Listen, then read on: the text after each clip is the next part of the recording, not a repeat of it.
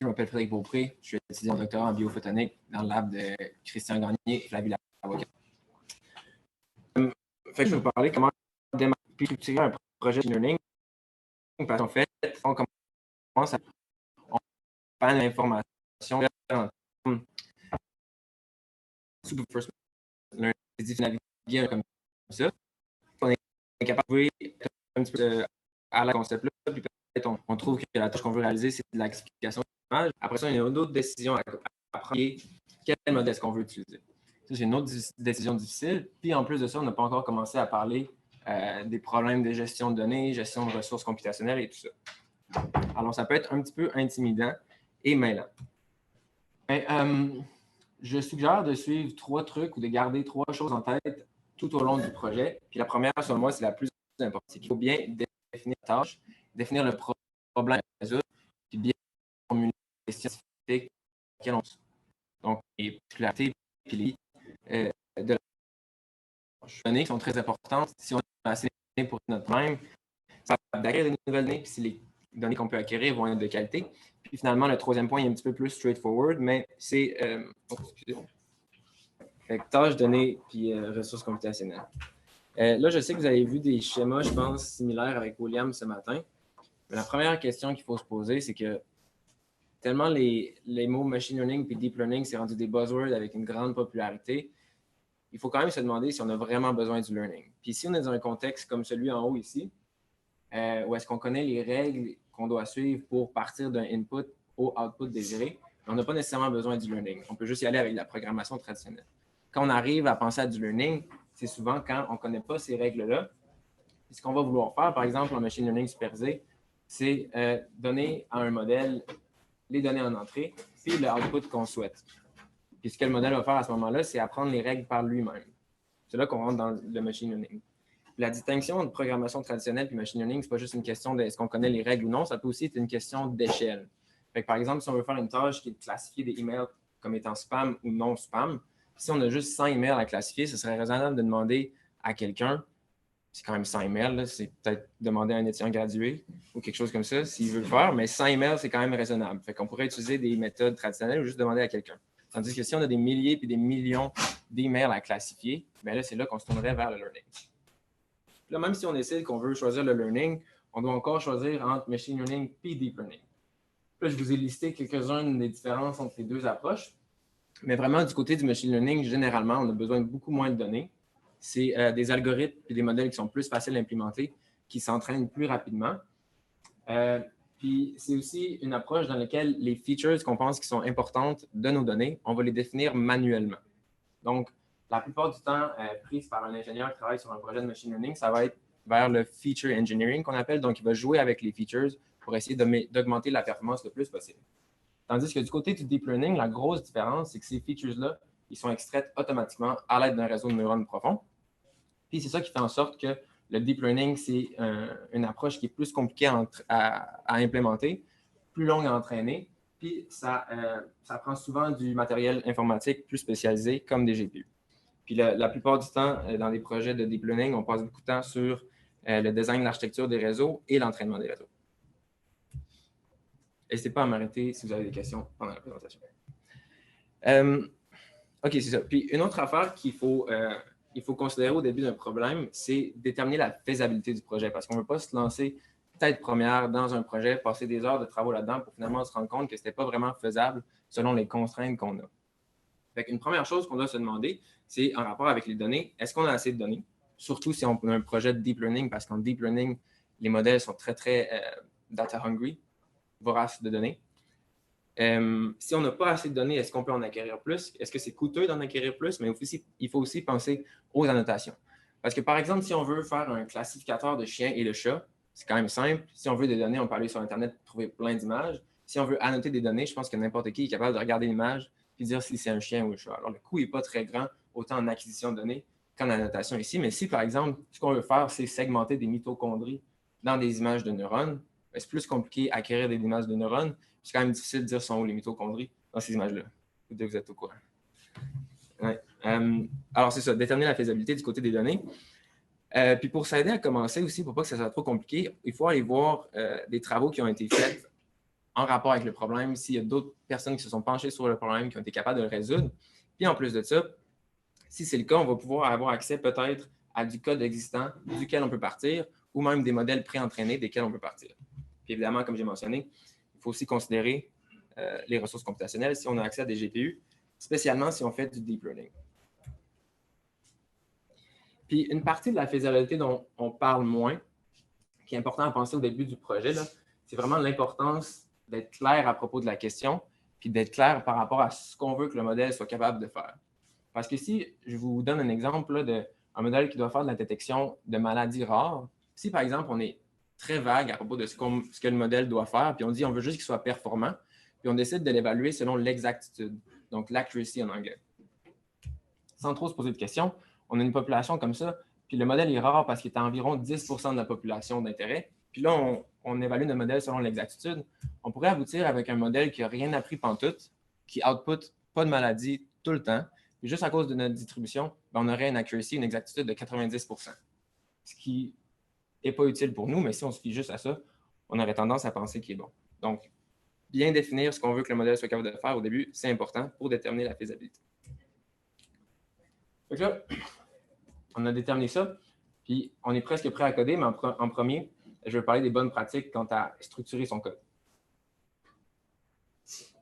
C'est toujours une bonne idée d'encapsuler ou de modulariser, les différents aspects d'un problème. Donc, le pré-traitement des données, la définition de modèle, l'entraînement, puis les expériences. Donc, on pourrait avoir une structure de code sur GitHub ou localement qui ressemble à ça. Donc, on aurait par exemple un dossier config dans lequel on aurait les specs de notre problème, comme le learning rate de nos modèles, les hyperparamètres et tout ça.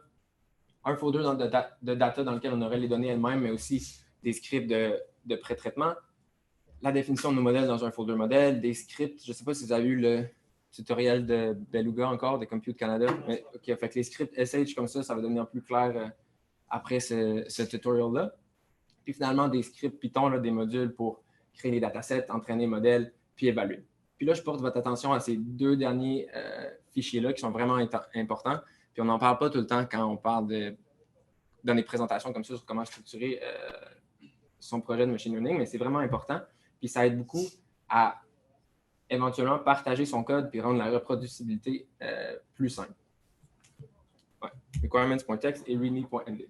Fait que le requirements.txt, en fait, c'est juste un fichier dans lequel il est spécifié les modules, les packages, les dépendances dont on a besoin pour rouler nos scripts Python. Fait que si on a besoin de NumPy, telle version de NumPy, Pillow, PyTorch, TorchVision, TensorFlow, c'est tout là-dedans. Puis comme je l'ai dit, ça rend la vie vraiment plus facile à des personnes qui voudraient utiliser votre code, cloner votre repo sur GitHub, reproduire vos résultats ou juste partir de vos modèles préentraînés. Quand on a un fichier comme ça, c'est incroyablement facile de juste tout installer les dépendances dont on a besoin avec la ligne de code ici, pip install requirements.txt. Si quelqu'un veut utiliser le code, c'est très simple. Puis vous qui avez créé la repo, vous pouvez créer le requirements.txt autant facilement avec une ligne de code encore. Ça, c'est requirements.txt. Dans la même ordre d'idée, avoir un bon fichier README qui est comme une description d'un projet ou une documentation sur comment utiliser votre code, c'est souvent la première chose que vous voyez quand vous arrivez dans une repo GitHub. C'est important de bien la structurer puis de bien détailler ce que vous avez fait, puis ce que vous voulez faire, puis comment utiliser ça ici. Puis là, c'est juste un petit screenshot de la première partie d'un README qui scroll quasiment à l'infini. C'est quelqu'un dans mon lab, Catherine Bouchard. Si vous voulez avoir un exemple d'un très bon README pour un de ces papiers qui va sortir dans les prochaines semaines, vous pouvez aller voir le lien qui est écrit là. Fait que requirements.txt et README, très important à ne pas oublier. Puis là, je veux revenir rapidement à l'importance des données, l'acquisition puis l'annotation, parce qu'on est encore une fois presque prêt à coder pour vrai, mais il faut encore considérer quelques affaires. Fait que là, je parlais de quantité de données, qualité de données, si on est capable d'en acquérir, mais je veux aussi parler des annotations. Fait que du côté des annotations, surtout si on fait du machine learning supervisé, c'est important de se demander est-ce qu'on va être capable d'annoter automatiquement, ou si on va devoir le faire manuellement, à quel point c'est coûteux, autant en termes de ressources que de temps, annoter manuellement. Puis le troisième point, je ne vais pas vraiment en parler aujourd'hui, mais si vous avez plusieurs annotateurs pour le même projet, c'est aussi important de vérifier si vous avez une certaine constance dans vos annotations. Donc, être sûr que vous avez des ground truths, des vérités de terrain qui sont très claires et précises, puis qu'il n'y a pas trop de variabilité entre les annotations de, par exemple, différents experts. Puis j'essaie d'illustrer tout ça ici avec un exemple qui vient encore de quelqu'un dans mon lab, ou plus d'une collaboration avec mon lab. Ça vient du Araya Lab à l'Université de Montréal. C'est un exemple d'un projet dans lequel on veut avoir un algorithme ou une méthode qui va segmenter on appelle ça des transients calciques, c'est des spikes en activité calcique dans des vidéos de neurones que vous voyez ici. Fait que les spikes en activité, c'est les spikes d'intensité que vous voyez à des pixels. Fait que là, la première chose qu'on peut se demander, une fois qu'on a acquis les données, du côté des annotations, c'est comment on va noter. On pourrait se dire, on pourrait demander à quelqu'un de regarder les vidéos puis de segmenter manuellement partout où il voit les petits spikes en activité calcique. Mais là, ça devient difficile parce qu'ici, c'est les vidéos d'un seul neurone. Une vidéo, ça a 6000 frames, donc une frame par seconde, 6000 secondes. Dans une vidéo comme ça, il y a entre 100 et 1000 spikes d'activité calcique. Puis aussi, les vidéos font en X et en Y 80 microns par 82 microns. 82 microns par 82 microns, ça paraît petit, mais croyez-moi, en microscopie, c'est très, très, très large. Puis, vous verrez que les transients calciques, ils forment juste une petite proportion du vidéo, autant dans l'espace que dans le temps. Fait que si on était pour demander à un expert de segmenter tout ça pour pas juste un neurone, mais des centaines et des centaines de neurones, il serait sûrement pas content. Fait que segmentation manuelle, annotation manuelle, c'est pas vraiment une option dans ce cas-ci. Après ça, on pourrait aller vers des techniques plus traditionnelles comme du labeling automatique, des annotations automatiques à partir de méthodes basées sur le seuil. Donc, on ferait juste établir un seuil d'intensité des pixels, puis n'importe quel pixel à un moment dans la vidéo qui est par-dessus ce seuil d'intensité-là, ben, il appartient à un transient calcique. Mais là, le problème, c'est qu'en biologie, on a beaucoup de variabilité, puis là, les transients, ils n'ont pas tous le même profil d'intensité, mais aussi, vous remarquerez que ça, c'est in vivo. Donc, il y a beaucoup de background, puis des fois, la différence entre l'activité calcique puis juste l'activité régulière qu'il y a dans un cerveau normalement, c'est pas nécessairement clair. Fait que des méthodes traditionnelles, on n'aurait sûrement pas les meilleures performances. Puis si notre but, c'est de détecter tous les transients calciques, ben, ce ne serait sûrement pas la meilleure méthode. Donc là, on pourrait se tourner vers le deep learning, essayer d'entraîner des modèles de réseaux profonds, des réseaux de neurones profonds sur ces vidéos-là, de manière à ce qu'on soit capable de segmenter. Mais là, vous verrez qu'on revient un peu au problème initial qui est, si on veut entraîner un réseau de neurones, on a besoin d'annotations. Ça va être quoi nos annotations? Fait que là, c'est encore plus compliqué. Puis on pourrait, par exemple, entraîner un réseau de neurones sur des annotations générées automatiquement, puis espérer que le fait d'entraîner un réseau de neurones, ça augmente la performance, ou partir de réseaux préentraînés, puis juste demander de fine-tuner, demander à un expert de générer quelques annotations manuelles pour fine-tuner notre réseau. Fait que c'est plein de décisions. Puis avec ça, j'essayais juste de montrer qu'on parle de deep learning, on pense souvent au réseau de neurones profonds, mais vraiment, en deep learning, c'est autant important de considérer les données puis les annotations parce que ça va autant mener à des bonnes performances si on fait bien attention à ça. Puis si on peut skipper ça. OK. Fait que là, on a défini la tâche. Ce que je dis qui était le plus important, c'est l'angle du projet. On a considéré les données, on a structuré notre code, on est prêt à partir. Puis c'est là qu'on va rentrer dans le processus très, très itératif d'un projet de machine learning qui est avoir une idée, coder l'idée, faire un programme, lancer une expérience, évaluer la performance selon des métriques qu'on a choisies, qu'on pense pertinentes. Puis à partir de ces résultats-là, au début, explorer les différents modèles, les différents choix en design d'architecture. Puis éventuellement, quand on a un algorithme qu'on pense qui est vraiment capable de résoudre notre tâche d'intérêt, bien, on va partir de cet algorithme-là, puis peaufiner le modèle de manière à avoir la performance optimale. Donc, Model Exploration, c'est plus au début de ce loop itératif-là, puis après ça, Model Refinement. Puis aussi, quand vous êtes prêt, là, si vous voulez déployer votre modèle, publier un article ou quoi que ce soit, il y a la partie déployer, monitor and maintain, mais j'en parlerai pas vraiment aujourd'hui. Fait que, je vais prendre une petite shot d'eau.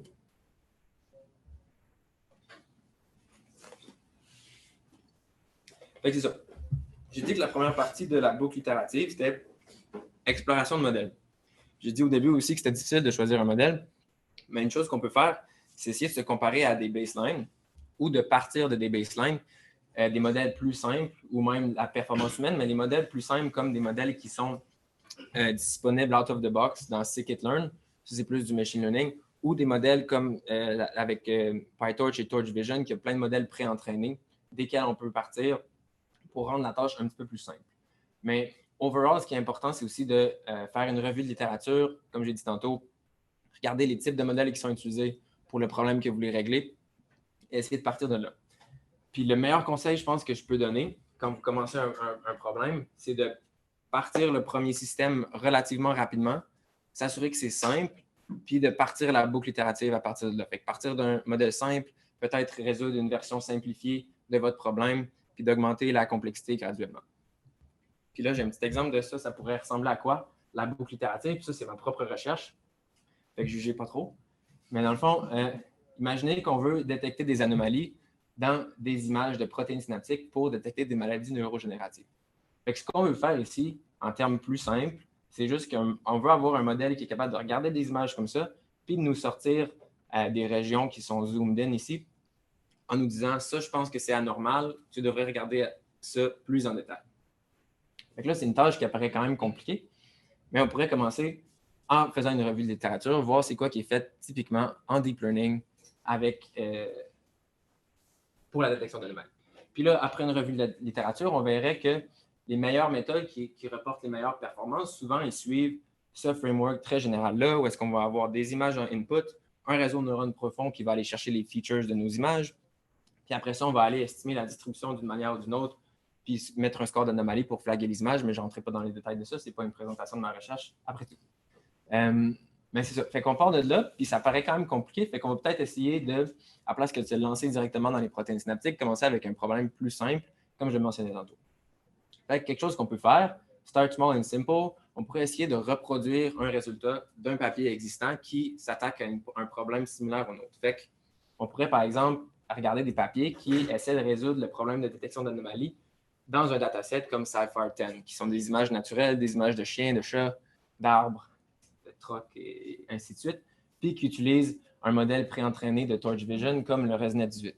Ça, c'est vraiment intéressant pour nous parce que ça rend le problème très simple en effet. Ça nous donne un premier bon test parce qu'on veut travailler avec Cypher10, on peut loader le dataset de Cypher10 avec un one-liner dans PyTorch, torchvision.datasets.cypher10. Même chose pour le ResNet avec les poids préentraînés sur ImageNet. On peut le loader avec ça ici de manière très simple. Donc, ça rend le code plus facile. Il va sûrement y avoir besoin d'un petit script de fine-tuning pour fine-tuner le ResNet de 18 sur les images de Cypher10, mais ça rend ça plus simple. Puis là, on peut essayer de reproduire le résultat du papier et voir si on est capable de faire la même chose, peut-être partir de leur code aussi ou partir from scratch, dépendamment à quel point on est à l'aise. Ah oui, puis ici, je vous ai laissé une petite ressource qui est quand même utile. Là, si jamais vous cherchez des benchmarks, vous cherchez des méthodes typiques pour tel ou tel problème, là, moi, je pourrais rentrer dans Papers with Code, détection d'anomalies, Cypher10, ça va me sortir toutes plein de méthodes avec leurs résultats, avec leur code. C'est vraiment utile si jamais vous cherchez ça. Là, c'est ça. Une fois qu'on a reproduit le résultat du papier, bien, on augmente en complexité. Puis le mot important ici, c'est graduellement. Fait qu'on pourrait commencer par rajouter un step à notre algorithme qui vient pas seulement nous dire si une image est anormale ou non, mais nous dire où est-ce que l'anomalie est présente dans l'image. Puis si on ferait ça avec un réseau de plus, par exemple, qui s'appelle le normalizing flow. On pourrait ensuite résoudre une version un petit peu plus complexe, mais encore simplifiée du problème. Donc, à place que de jumper tout de suite dans les protéines synaptiques, on pourrait résoudre le même problème, mais avec une version, avec un dataset plus commun comme MNIST. Ici, c'est une version un petit peu plus simplifiée de MNIST, mais par exemple, on pourrait entraîner le modèle à détecter des 1 comme étant des anomalies, et on espère qu'il soit capable de les segmenter de même. Pour éventuellement se rendre à une situation où est-ce qu'on est capable de résoudre notre problème. On ne voit pas super bien sur l'écran, je pense, le input image. Donc, on est capable de résoudre notre problème de protéines synaptiques pour détecter des anomalies. Puis, c'est ici pourquoi je propose de faire des petits steps graduels en complexité. C'est parce que si on part de le step où est-ce qu'on a reproduit les résultats du papier, puis qu'on se lance tout de suite avec, un nouveau modèle, un nouveau dataset, peut-être des nouveaux scripts, puis là, ça ne marche pas, ça va être vraiment difficile de débugger puis d'identifier où est-ce que c'est dans notre pipeline qu'il y a quelque chose qui n'a pas marché. Est-ce que c'est le nouveau dataset? Est-ce que c'est le nouveau script d'évaluation? Est-ce que c'est parce qu'on a rajouté des contraintes de temps? Est-ce que c'est le normalizing flow? Tandis que si on rajoute une composante step par step de manière itérative, ça va être beaucoup plus facile de débugger les choses qui ne marchent pas.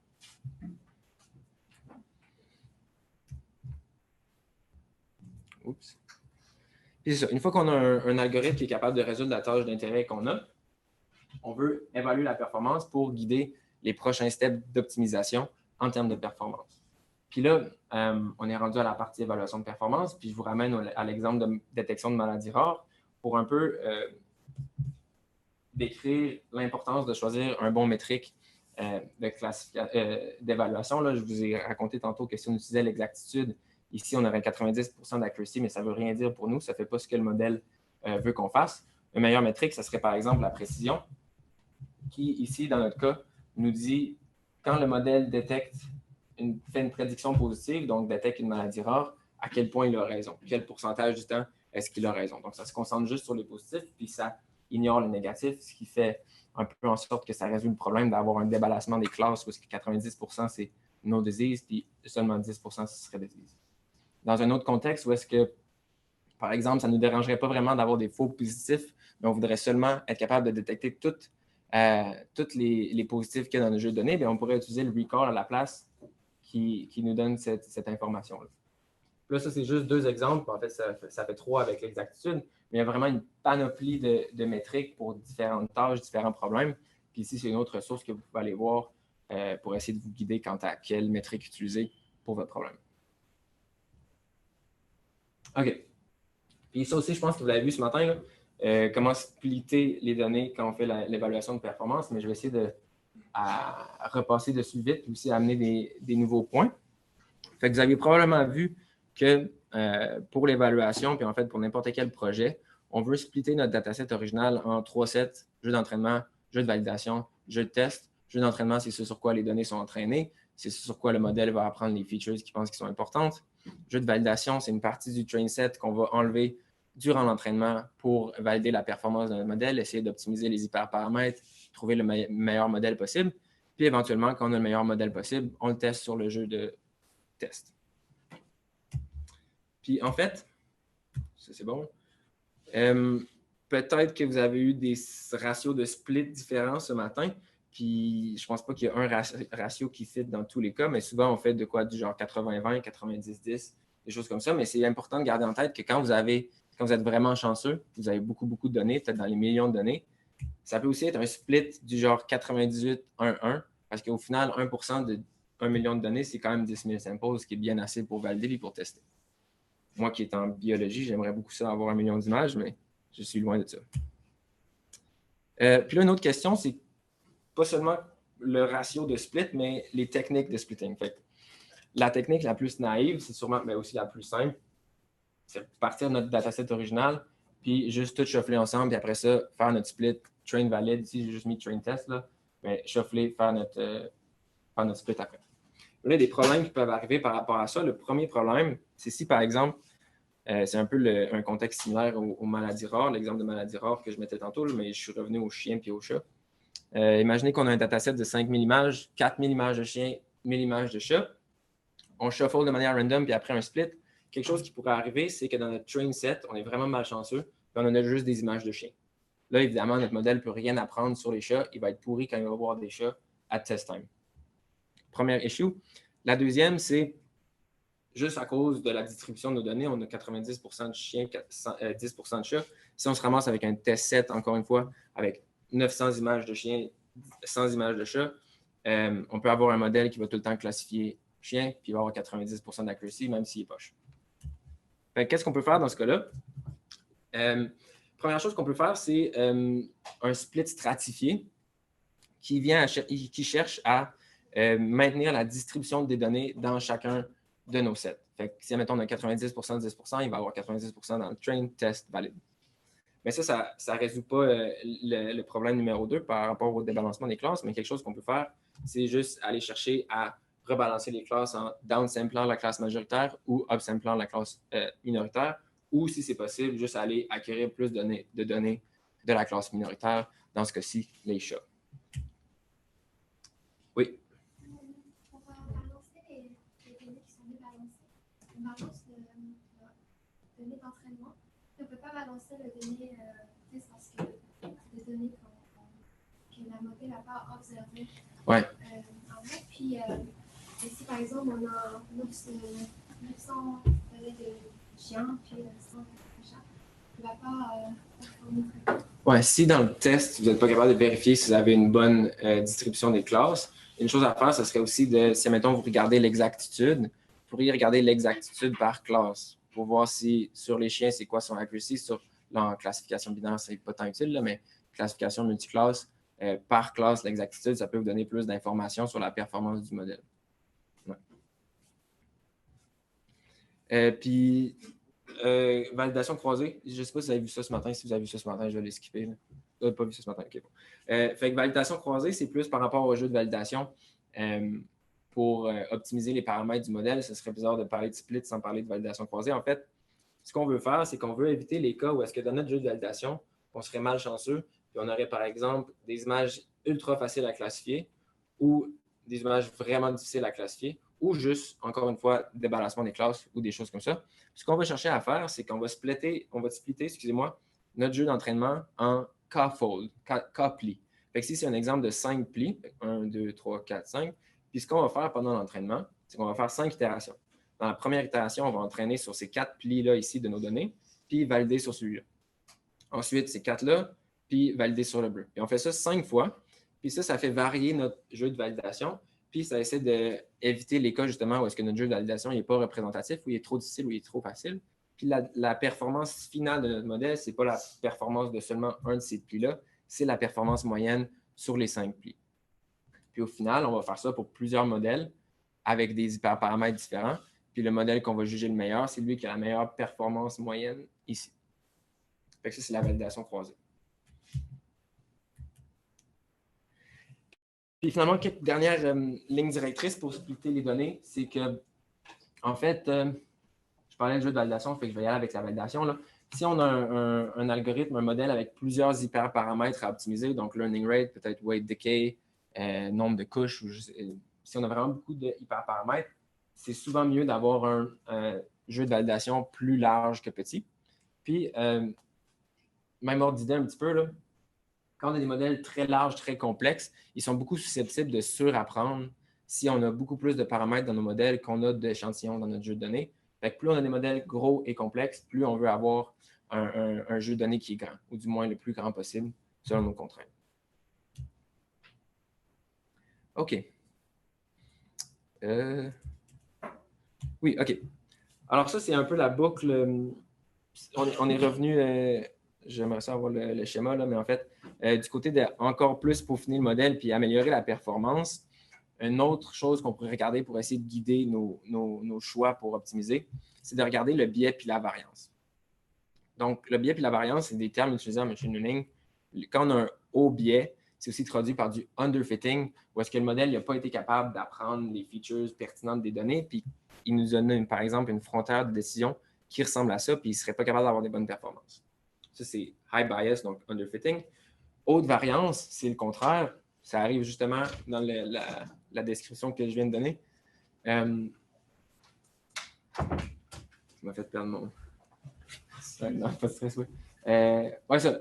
Haute variance, overfitting, j'en parlais là, quand on a un modèle qui a plusieurs paramètres versus peu de données. Il va overfitter, c'est comme s'il va apprendre par cœur ce qu'il a vu dans les données d'entraînement. Puis quand il va voir des données nouvelles, bien, il ne va pas être capable de généraliser, puis il va avoir des basses performances. Puis comment on détecte ça juste avec les performances de notre modèle? Là, je vous ramène à un exemple de classification de chat et de chien. Si, par exemple, on a un taux d'erreur, donc taux d'erreur, c'est simplement 1 moins l'exactitude. Si on a un taux d'erreur sur notre train set qui est de 1%, on pense qu'on a un bon modèle, puis on arrive à tester sur le jeu test, on a une erreur de 11%. Ça veut probablement dire que notre modèle il a overfité le jeu d'entraînement. Donc, ce qu'on voit, c'est de la haute variance. Il faudrait focuser sur la variance pour améliorer la performance de notre modèle. Si, au contraire, on a des résultats qui sont moins bons que ce à quoi on s'attendait, donc 15% de taux d'erreur, 18% de taux d'erreur sur le train et le test, c'est probablement parce que notre modèle, durant l'entraînement, il n'a pas vraiment été capable d'apprendre quoi que ce soit de temps pertinent. Donc, au biais, c'est sur ça qu'on devrait se concentrer pour optimiser la performance du modèle. Mais il y a aussi un autre cas dans lequel on pourrait avoir des mauvaises performances, mais quand même un gap qu'on observe entre l'erreur du jeu d'entraînement puis l'erreur du jeu test, 15% à 30%. Là, on aurait autant du biais que de la variance. On est un petit peu dans la chenoute, mais on peut se concentrer sur n'importe quoi pour optimiser. Puis dans le fond, des fois, juste regarder le biais puis la variance ou l'erreur dans le jeu d'entraînement puis dans le test set, c'est pas assez. Il faut aussi se comparer à des baselines. J'en parlais tantôt, là, puis en tout cas en biologie, un bon baseline, c'est la performance humaine. Donc ici, on aurait deux cas similaires dans lesquels, pour les deux, on a un taux d'erreur de 8% sur le jeu d'entraînement, puis de 10% sur le jeu test. Puis ici, par exemple, dans la colonne de gauche, on a une erreur humaine de seulement 1%, puis on voudrait que notre modèle soit quand même autant bon que les humains, si ce n'est pas meilleur. Mais dans ce cas-ci, on se concentrerait sur le biais pour améliorer l'apprentissage de notre modèle durant l'entraînement pour essayer de réduire le gap entre train set error et human error ici. Mais si au contraire, on a une erreur humaine qui est plus similaire à ce qu'on voit sur notre erreur sur le jeu d'entraînement, donc 8% versus 7,5%, différence de 0,5, tandis que la différence entre le train set et le test set, c'est 2%, bien là, on serait peut-être mieux de se concentrer sur la variance puis essayer d'avoir un modèle qui généralise mieux à des nouvelles données. Puis là, depuis tantôt, je dis focuser sur le biais, focuser sur la variance. Ce que je veux dire, c'est que si vous observez un haut biais, mais pas une haute variance, les pistes de solution, ça pourrait être que, vu que haut biais, ça veut dire que vous n'avez pas nécessairement bien appris de vos données, vous pourriez essayer d'avoir un modèle plus gros, plus complexe, où vous entraînez plus longtemps. Puis dans les deux cas, c'est tout le temps une bonne idée d'essayer de jouer avec les hyperparamètres ou peut-être de changer un petit peu l'architecture du réseau. Ça, c'est pour le haut biais. Pour une haute variance, vous vous rappelez que c'était du surapprentissage, donc un modèle qui est peut-être trop complexe pour le nombre de données que vous avez.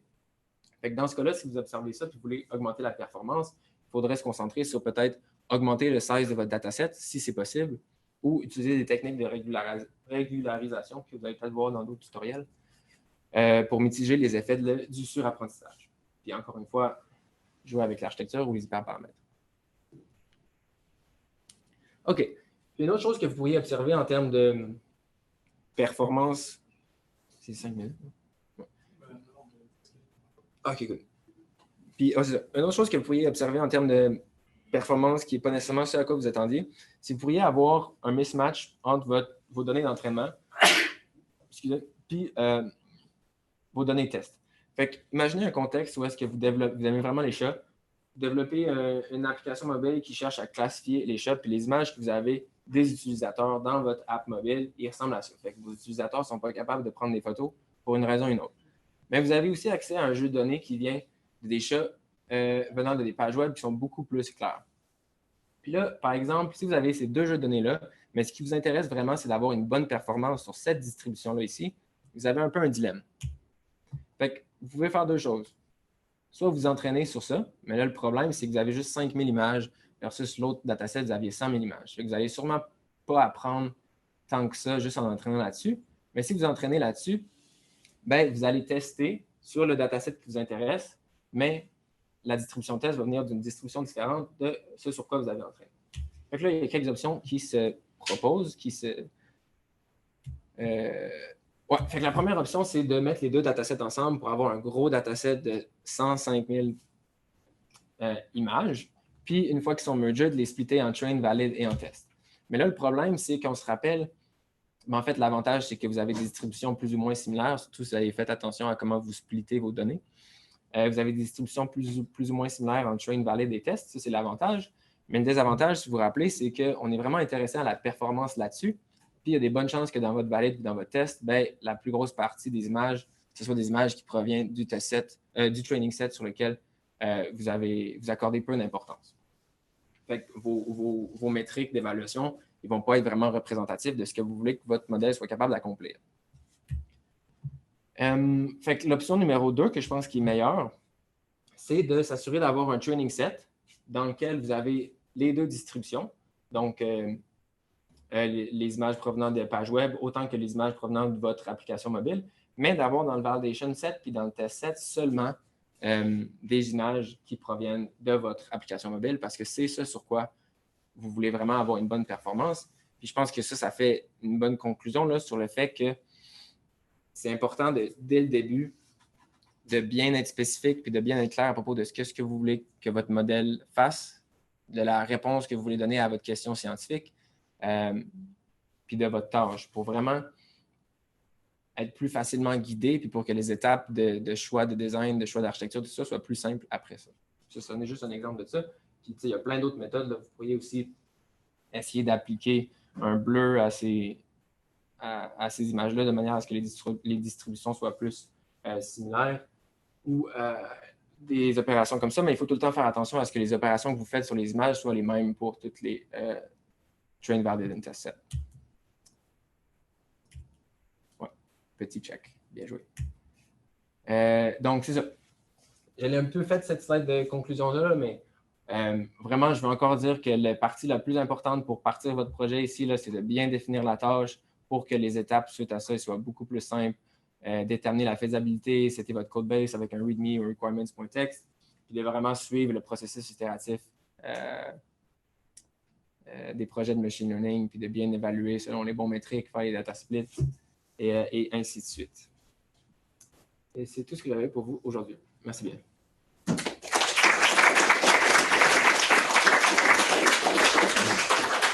Si vous avez des... Yeah. Ah, tu le... Comment?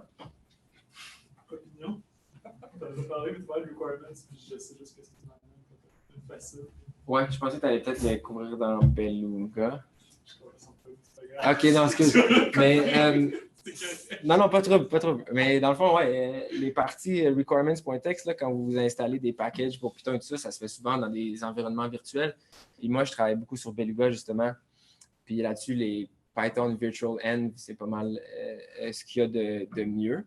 Mais aussi, on doit travailler avec les clusters de l'ID. Puis ça, il y a Docker qui est quand même vraiment utile. Mais si j'étais pour commencer à expliquer Docker, je pense que ça serait parti pour un autre 40 minutes. Fait que si jamais vous vous posez des questions là, sur le Virtual Environment, là, écrivez sur Google Compute Canada Virtual End, là, puis vous allez avoir de la documentation sur comment s'en créer un. C'est bien simple. Après ça, source, activate le nom de votre environnement, pip install requirements.txt, vous êtes parti.